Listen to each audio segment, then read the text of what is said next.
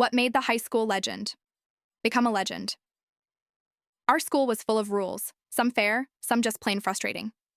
But legends? They weren't made by following rules blindly. They were made by standing up when things weren't right. There was this one teacher who never let anyone go to the bathroom. No exceptions. One day, a girl named Katie couldn't hold it anymore. She begged, pleaded, but the teacher just said no, so Katie did the unthinkable. She peed right in her seat. The teacher had to send her to the principal, but Katie's parents weren't having it. Her dad was a urologist, and once they got involved, the teacher never denied a bathroom break again. Katie? She became a legend, for showing that sometimes you just can't wait, and you definitely shouldn't be punished for it.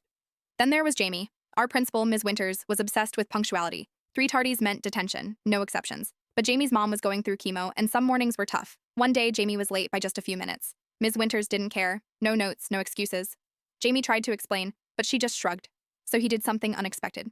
He calmly recorded the whole thing on his phone and threatened to post it online, tagging the school board and cancer support groups. That caught their attention.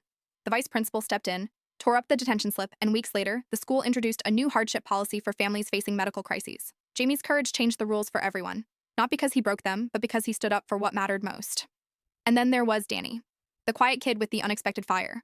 Mr. Walsh, our principal, had this responsibility fee. He'd confiscate phones and charge $25 to get them back, but it was basically stealing.